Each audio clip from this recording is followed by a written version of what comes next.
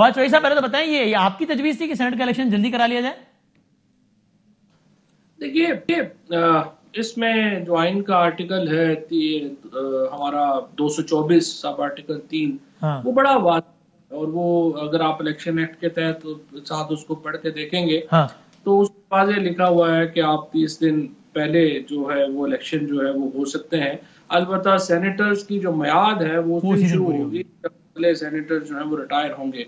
तो कल काबीना में जहाँ बाकी बातें हुई हैं वहाँ पे ये पॉइंट भी जो है वो ज़ेर बहस आया, और इसमें चूंकि बात हो रही थी कि बुनियादी तौर के ऊपर तो बात शुरू हुई थी कि अटॉर्नी जनरल साहब का जो एक उनकी समरी थी कि जो इलेक्शन का तरीकाकार है सेनेट का उसको तब्दील किया जाए और उसके लिए सुप्रीम कोर्ट जो है वो जाना चाहिए। बल्कि सॉरी, इसमें आप एक लम्हे को रुकिएगा क्योंकि शो ऑफ हैंड्स मैंने अलग से बात करनी है। पहले जरा आप इस पे कमेंट कर दें, मैं आपको क्लिप सुनवाता हूं। आई वाज वेरी सरप्राइज जब फराज साहब ने कल यहीं पर बैठ के कहा, और जाहिर है वो रेलेवेंट आदमी है, चीफ स्पोक्स पर्सन है गवर्नमेंट के, उन्होंने रिपीटेडली कहा, और एक क्लियर हो जाएगा जब आप सुनेंगे तो, कि भाई हमने ऐसा कुछ सोचा ही नहीं है, हमने सेनेट के शेड्यूल के हवाले से कुछ बात ही नहीं की, ये तो हुआ ही नहीं है फरवरी में कराने का, ऐसा तो कुछ डिस्कस ही नहीं हुआ है। जरा सुनाइए कल शिबली फराज साहब ने क्या कहा था इस हवाले से। ये जो सेनेट के इलेक्शंस आ रहे हैं इसके लिए जो हम बिल पेश कर रहे हैं उसमें अगर अदालत ने कहा साहब इसमें आईनी तरमीम करना पड़ेगी शो ऑफ, आप करेंगे?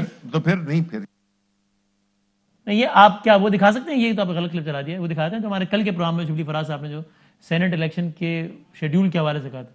जी चल दिखाइएगा कि सेनेट के इलेक्शन हुकूमत ने फैसला किया है कि सेनेट के इलेक्शन आप मार्च के बजाय फरवरी में करवाना। देखिए, इलेक्शन के बारे में हमने ये नहीं तय किया कि किस तारीख को होंगे, बिकॉज वो इलेक्शन कमीशन का मैंडेट है।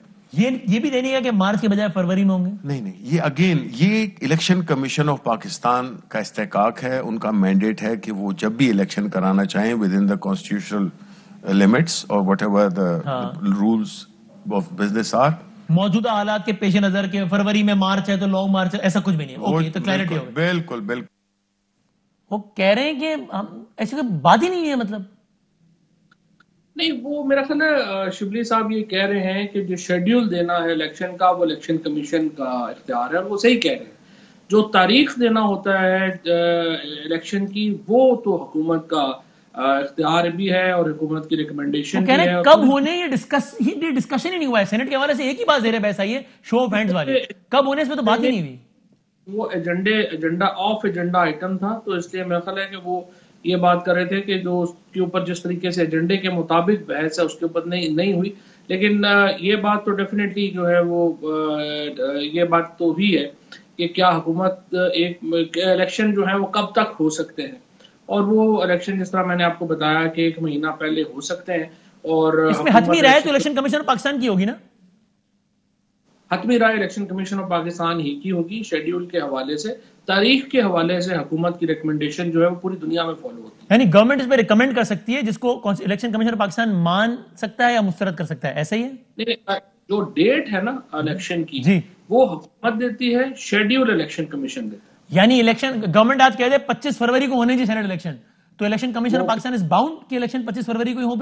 फिर वो मोर और लेस पूरी दुनिया में इलेक्शन कमीशन जो है वो फॉलो करते हैं गवर्नमेंट। मैं इस पे कमेंट ले लूं जरा, इस पे भी अगर रिस्पॉन्ड करना चाहें तो करते हो। दूसरा है कि ये गवर्नमेंट क्यों ये करना चाहती है, क्या हो जाएगा इलेक्शन 12 मार्च को ना हो 25 फरवरी को हो जाए, तो इससे क्या हो जाएगा? मतलब नहीं, फर्क तो कोई नहीं पड़ेगा, तो चाहे इतना इसरार क्यों है? हो जाए। लेकिन जो आइन की जो मंशा है वो बुनियादी तौर के ऊपर ये भी है ना कि देखिए, जब जो सेनेट के इलेक्शंस हैं उनमें जब रिटायरमेंट्स हों तो उससे पहले एक पूरा सेटअप जो है वो अल्टरनेटिव मौजूद होना चाहिए और उसके ऊपर अमल दरामद होना चाहिए। अब वो तो हर साल हर 3 साल बाद जैसे होता है वैसे ही होगा ना? हाँ, वैसे ही होगा, लेकिन ये प्रोविजन है आइन की जिसमें कि जो मिनिमम टाइम है वो दिया गया है और मैक्सिमम टाइम दिया गया है। सो आप मिनिमम टाइम को फॉलो करना चाहते हैं या मैक्सिमम को फॉलो करना चाहते हैं, ये तो फिर गवर्नमेंट का प्रेरोगेटिव है। पूरी दुनिया में गवर्नमेंट्स जो हैं वो इलेक्शन कमीशन को ये बताती हैं कि फलानी डेट को इसका इलेक्शन होना है, और पूरी दुनिया में यही प्रैक्टिस फॉलो होती है। और गवर्नमेंट इस बात में क्यों मुझे रह जाओ, कहना फर्क कोई नहीं पड़ता, तो क्यों इस पे इसरार है गवर्नमेंट का कि नहीं जल्दी हो जाएगा कुछ ठीक है। मेरे ख्याल में जो बुनियादी इस वक्त जो सिचुएशन है, जिस किस्म की अपोजिशन की जो तहरीक है APDM की जो चला रहे हैं, जी एक चूरन इनका ये है ना कि जी हम सेनेट के इलेक्शंस जो हैं वो नहीं होने देंगे और उससे पहले तब्दीली आ जाएगी। हाँ। तो अच्छा सेनेट के इलेक्शन पहले हो जाए तो नाम रहेगा बांस, ना बजेगी बांसुरी। अच्छा। तो फिर तो चाहते हैं कि ये वैसे तो काफी हद तक शौक पूरा हो गया है अपोजिशन का, लेकिन जो थोड़ा बहुत रह गया वो भी खत्म हो जाए, अच्छी बात। का पॉइंट ये है कि भाई अगर हम मुस्ताफी हो गए ना तो फिर ये मामला इतना सादा नहीं है कि चलो तुम मुस्ताफी हो जाओ हम सेनेट करा देंगे, फिर मुस्ताफी हो जाओ हम जिमनी करा देंगे। It is not that simple. ऐसा बच्चों का खेल नहीं है कोई।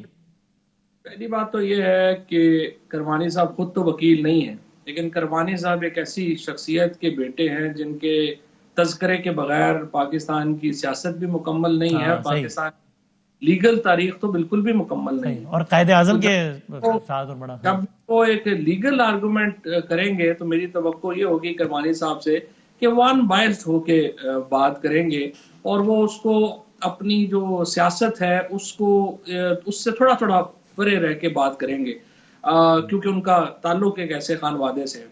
लिहाजा ये जो आर्गुमेंट है ना कि अगर PMLN फॉर एग्जांपल असेंबली से मुस्ताफी हो जाएगी तो सेनेट का मुकम्मल नहीं रहेगा हाउस, जाहिर है कि ये पेटेंटली इलीगल है। और बहरहाल सियासी तौर के ऊपर करमानी साहब भी अच्छी तरह जानते हैं कि इस्तीफा किसने देना है और किसने नहीं देना है, और ये ख्वाहिश तो होगी, मौलाना फजलुर रहमान साहब की ख्वाहिश जरूर हो सकती है, मरियम बीबी की ख्वाहिश जरूर हो सकती है, लेकिन PMLN में भी जब इस्तीफा देने की बारी आएगी तो जब पीछे देखेंगे तो करमानी साहब ही रह जाएंगे। अच्छा। बाकी बचना कोई नहीं है। इसलिए है कि इनको भी पता है, ये भी एहतियात का मशवरा देते हैं मरियम बीबी को भी और बाकी लोगों को भी, और ये भी बताते भी रहते हैं कि इस तरह से जो सियासत है वो इस तरह से 2+2 का खेल नहीं है कि ऊपर से बैठ के किसी ने कह दिया तो सारे लोग अपनी अपनी सियासत को मान करके खड़े हो। आप ये मशवरा देते हैं मरियम बीबी को कि थोड़ा सा मोहतात रहिए, इसलिए वो अब टीवी पे तो नहीं ना कहेंगे। अच्छा मैं देता हूं सवाल।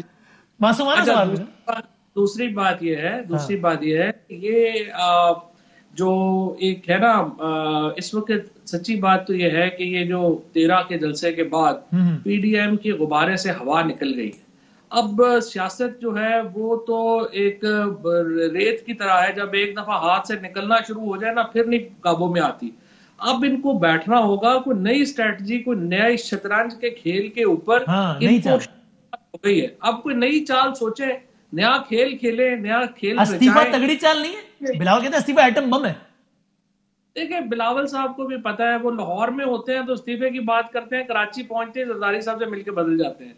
तो बिलावल साहब भी इतने बच्चे नहीं हैं, उनको भी पता है सिस्टम में रहना। 85 में एक दफा जब बायकॉट किया था पीपल्स पार्टी ना, बीबी ने रिग्रेट किया था हमेशा उसको, ईरानी रिग्रेट किया था। ऐसे कोई सिस्टम से कोई बाहर नहीं होगा। नून लीग भी में भी जो अकलमंद लोग हैं वो भी नहीं होंगे, और पीपल्स पार्टी तो मरियम नवाज शरीफ साहब ने तो मैं पूछता हूँ किरमानी